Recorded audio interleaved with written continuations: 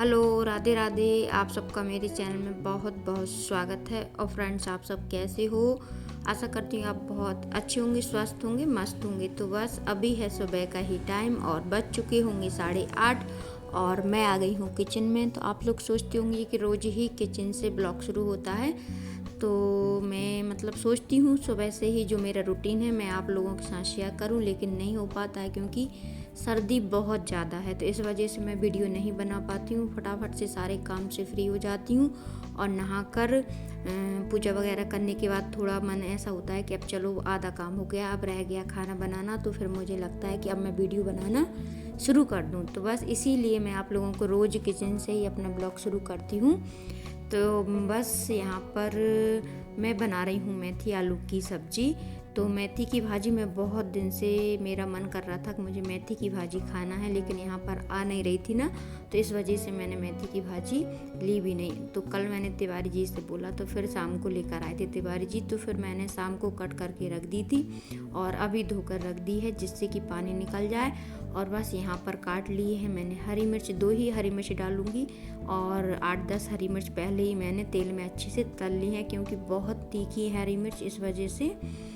तो बस यहाँ पर मैंने हरी मिर्च हो गई हैं थी, तो इसीलिए मेथी की भाजी, आधी मेथी की भाजी डाल दी है और आधी थोड़ी देर में डालूंगी क्योंकि थोड़ी कर करके ही मेथी की भाजी मैं डालती हूँ। तो इससे क्या होता है कि थोड़ी थोड़ी करके डालो ना तो अच्छे से तेल में मिक्स हो जाती है मेथी की भाजी। तो इसीलिए मैंने थोड़ी थोड़ी करके मेथी की भाजी तेल में मिक्स कर दी है और 10 मिनट तक इसको मैं अच्छे से पका लूँगी। तो मेथी की भाजी बहुत अच्छी बनती है।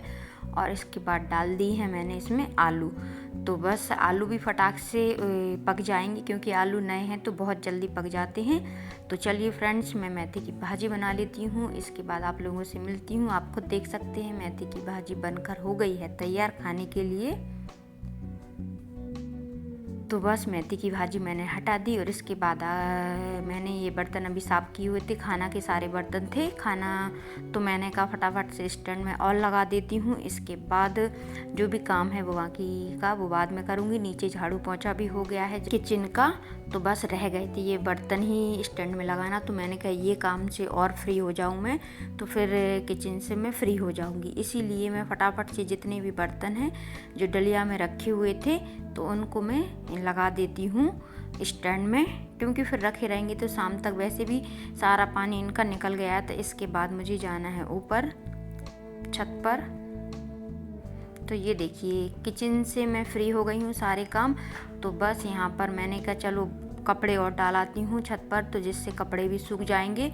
और धूप बहुत तेज़ है तो इसीलिए मैं आराम से कपड़े डालती हूँ। नहीं, जब धूप नहीं निकलती थी तो सबसे पहले मेरा यही काम होता था कि नहाकर कपड़े ऊपर डाल आती हूँ इसीलिए। लेकिन अब मैं क्या करती हूँ, किचन से फ्री हो जाती हूँ तो इसके बाद ही छत पर आती हूँ और 2 या 3 घंटे में कपड़े सारे सूख जाते हैं। तो फिर इसीलिए मैं थोड़ा लेट ही आती हूँ सारा काम करने के बाद। तो यहाँ पर सुबह तिवारी जी ने कुछ अपने कपड़े धुले हुए थे तो वो भी डाल दिए। तो ये देखिए सारी कपड़े स्वेटर वगैरह भी सूख चुके हैं। ये दोनों शर्ट तिवारी जी की हैं तो इनको भी नीचे ले जाना है। और जो पीछे कपड़े डले हुए हैं, पीली स्वेटर, पैंट, जैकेट वगैरह, वो भी सुबह ही डाल गए थे तिवारी जी धोकर, तो वो भी सूख गई हैं। लेकिन उनको मैं थोड़ा पलटे करके डाल दूँगी क्योंकि हल्की रह गई हैं गीली। और शर्ट तो दोनों सूख चुकी हैं। तो फटाफट से सारे कपड़े डाल देती हूँ और थोड़ा मैं धूप में भी बैठूँगी क्योंकि बहुत ज़्यादा सर्दी लग रही थी नीचे मुझे, इसीलिए। तो यहाँ पर देखिए मैंने सारे कपड़े डाल दिए हैं रस्सी पर और मैं बैठ गई हूँ आराम से। लेकिन धूप इतनी तेज़ है कि धूप में देखना ही मुझे बहुत मुश्किल लग रहा है। और आप खुद देख सकते हैं, जैसे ही मैं धूप में देखती हूँ ना तो मेरी आँखों के ऊपर इतनी तेज़ दर्द होता है तो मैं धूप साइड देख ही नहीं सकती हूँ। तो बस मैं बेटी से बोल रही थी कि हो गया आप बैठना, चलें हम नीचे, क्योंकि ज़्यादा देर बैठेंगे तो मेरा सिर होने लगेगा दर्द। और सिर दर्द होता है ना तो मुझे गोली खाना पड़ती है या फिर बाम लगाना पड़ती है। तो इसीलिए मैं सोच रही थी कि अब धूप में भी ज़्यादा नहीं बैठ सकती क्योंकि धूप धीरे धीरे से बहुत तेज़ होती जा रही है और सर्दी भी, ये देखिए इतनी तेज़ धूप है ना, सुबह शाम सर्दी भी बहुत तेज़ लगती है। सुबह तो ऐसा लगता है कोई काम भी मत करो, बस कंबल में से निकलो ही नहीं। और शाम को भी यही हाल होता है कि जल्दी से खाना खाएं और सारा काम करने के बाद बिस्तर में लेट जाएं। लेकिन सुबह शाम की सर्दी जा नहीं रही है और दिन में बहुत अच्छी धूप रहती है। तो चलिए फ्रेंड्स, अब हम चलते हैं नीचे। धूप में बहुत बैठ लिया, धूप अच्छे से लग चुकी है हमको।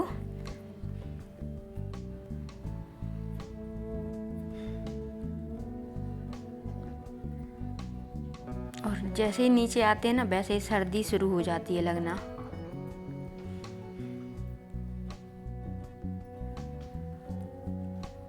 तो ये बाल्टी रखी हुई थी, तो मैंने कि एक यहाँ एक, क्योंकि बच्चों ने नहाई हुई है ना, तो सारी बाल्टी यहाँ वहाँ रखी हुई हैं, तो इनको सारी बाल्टियों को इकट्ठा करके रख देती हूँ।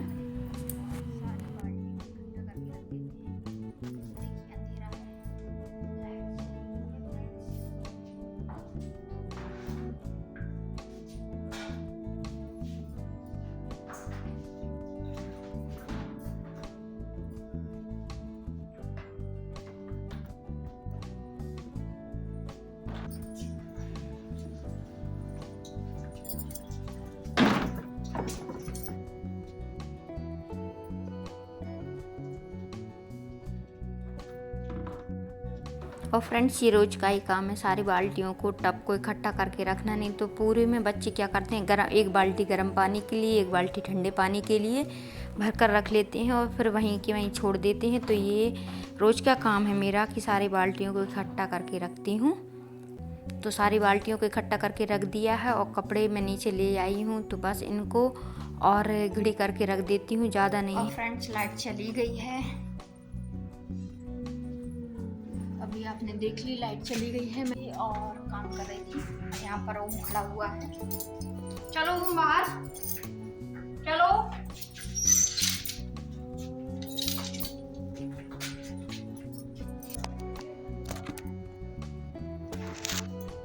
चलो बाहर, धूप में बैठो जा।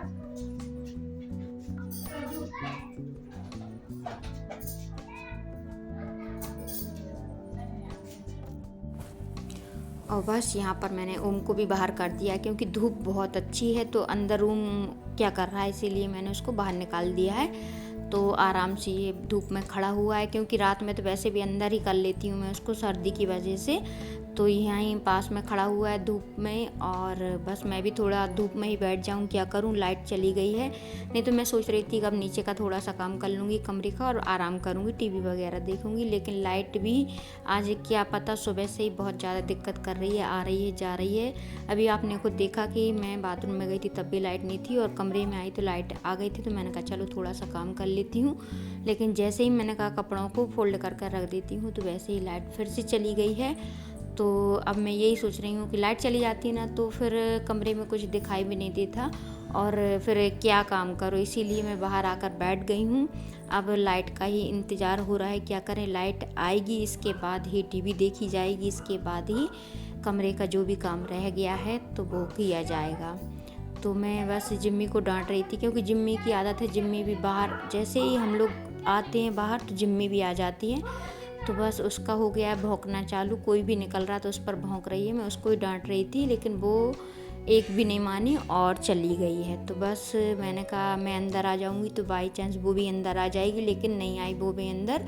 तो फिर से मैं उसको बुला रही थी, लेकिन उसने सुना ही नहीं है। तो लाइट आ जाए तो इसको भी मैं अंदर ले जाऊंगी और मैं भी अंदर चली जाऊंगी, क्योंकि जैसे ही हम बाहर जाते हैं ना, तो जिम्मी को बस बाहर ही रहना, सुनना ही नहीं, अंदर ही सुनती है, बाहर कितना भी उसको आवाज़ लगाते रहो सुनती नहीं है।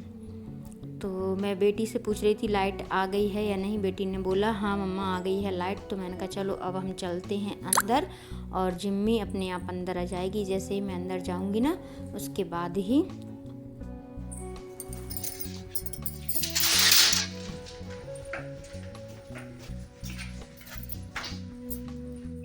फ्रेंड्स लाइट आ गई है, तो फटाफट से 2-3 कपड़े हैं, ज़्यादा नहीं है, उनको फोल्ड करके रख लेते हैं। और जो काम रह गया था तो फटाफट से हम कर लेते हैं। पहले रख दिया मैंने मोबाइल को, क्योंकि मोबाइल अभी यहाँ पर ट्राइपॉड नहीं था, तो इसीलिए मैंने टिका के रख दिया है सोफे पे, क्योंकि अभी ट्राइपॉड निकालो फिर लगाओ, बहुत दिक्कत आती है ट्राइपॉड में भी। इसीलिए मैंने मोबाइल सोफे पे रख दिया है। और यहाँ पर 2 या शर्ट हैं, ये तिवारी जी की 2 या 3 ही हैं, और एक पैंट है, और अब जितने भी कपड़े सूखे नहीं थे तो वो ऊपर ही डले हुए हैं। तो इनको फटाक से मैं फोल्ड कर कर और अलमारी में रखाती हूँ। और बस आप लोगों को मेरा वीडियो कैसा लगा ज़रूर से ज़रूर कमेंट में बताइए। और आज का वीडियो यहीं पर करूँगी एंड। कल मिलूँगी नई वीडियो के साथ। सभी को राधे राधे, बाय।